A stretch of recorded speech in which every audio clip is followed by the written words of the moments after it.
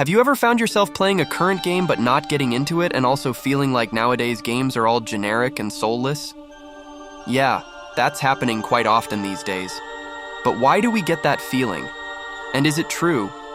Were games better in the old days than they are now? We'll try to find all these answers in this video. Welcome, strangers. Today, we're going to discuss why old games are better than modern games, and if that's true. But before anything else, I ask you to please leave a like on the video, and while you're at it, subscribe to the channel too. It's free.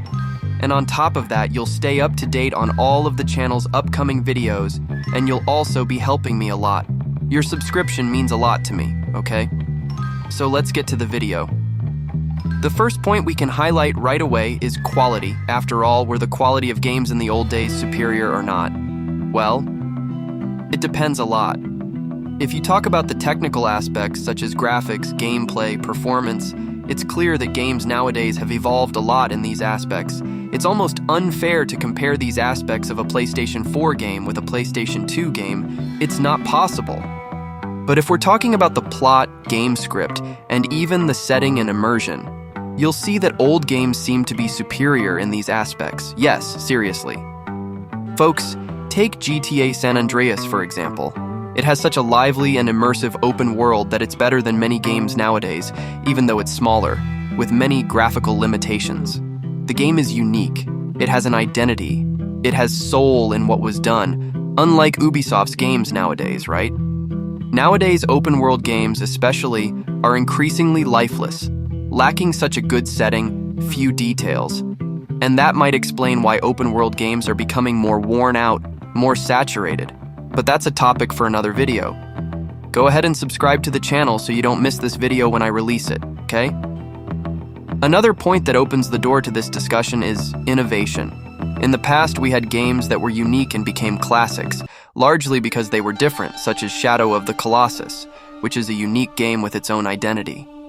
I've never seen a game like that in my life. The open world, the enemies, the characters, which are few but very unique and profound, even though the game has very little information about the story, about what that place is and what those creatures are. You become completely fascinated by that game and that universe. The feeling that this game conveys and the desire you have to play it, to explore the open world and try to discover something new, is so awesome. The vibe that this game gives off is indescribable. I usually say that the open world of Shadow of the Colossus is the most empty and alive open world in the world of games at the same time, because you get stuck in that world exploring every place, looking for something new even though there is nothing. Who hasn't spent hours and hours exploring the open world in search of a mysterious colossus? And that's what I think is missing in today's games. When was the last time you found yourself in this situation in a current game? I imagine it's rarely, isn't it? I personally miss this sense of exploration that I had not only in Shadow of the Colossus, but also in GTA San Andreas, Resident Evil, Bully, among others. Now, leaving the open world games aside for a moment, let's focus more on linear games. To be more specific, let's talk about level design. Another thing that leads to the comparison of current games with old games is the level design, and the examples I can use being the same game is Resident Evil. First of all, I'm not here to be that nostalgic person saying, oh, the old Resident Evils were much better than the new ones. I'm here just to compare. Let's take, for example, the classic trilogy, Resident Evil 1, 2, and 3. It's impossible not to remember those beautiful scenarios the game had, the enemies, the weapons, the boss battles. It was all very memorable. Am I the only one who gets chills when you enter the police station in Resident Evil 2 for the first time and that incredible soundtrack starts playing? It was simply amazing. Now let's talk about Resident Evil 7 and 8. I actually thought Resident Evil 7 was a pretty cool game, but not so much for 8. Anyway, speaking of level design, the games do have good level design, but you feel like it's all somewhat recycled from the old games, especially 8. It seems like a kind of copy of Resident Evil 4, just with a first-person camera and replacing the Ganados with werewolves. Do you guys understand that there's no more innovation? The desire to do something new, it's all kind of a recycling of what we've already seen in the past. This becomes even clearer when we see the number of remakes that Capcom has been doing. Not only Capcom, but many other companies as well, and this is also reflected in how remakes and remasters are becoming increasingly saturated. I could also make a video on this topic here on the channel, so if you want me to, let me know in the comments. Now the last point we're going to discuss, perhaps the most important one, is nostalgia. We prefer old games for many reasons, such as level design, soundtrack, gameplay, or anything else. But above all, it's because of nostalgia. Sometimes we prefer old games, not necessarily because of the game's quality itself, but mostly because of the time when we played it. We don't necessarily miss the game, but we miss that time. We wanted to live that time again. We didn't have worries. We played video games all day and played many games. Nowadays, we have responsibilities to fulfill.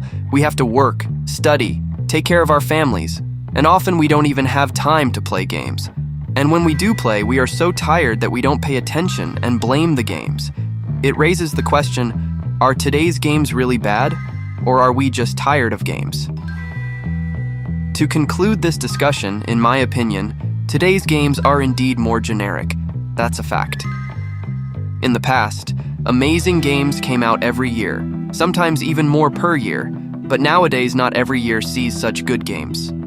However, this is also due to the time and cost of making a game. Nowadays, it's much more difficult to make a game. But just because I say that games from the past are better, doesn't mean that all modern games are bad and all past games are excellent. We remember all the amazing games from the PlayStation 2, but we don't remember the bad games, right? And let me tell you, there were definitely a lot of bad games. Also, nowadays, there are many incredible games too. The Last of Us, God of War, Elden Ring are proof of this. They are fantastic games and have all the characteristics I mentioned in the video. So the message of the video is this: there will always be good or bad games, it's up to you to choose. And above all, play what you like and what entertains you. Play what is good for you. So that's it, guys. That was today's video. I hope you liked it. If you can rate the video, I appreciate it. If you can also subscribe to the channel, it would help me a lot. I'm just starting out on YouTube, so if you can help me, I really appreciate it. And comment on what you thought of the video. Do you think games from the past were indeed better? Or do you think modern games are better? Comment! I'll be leaving it here. Take care and see you next time.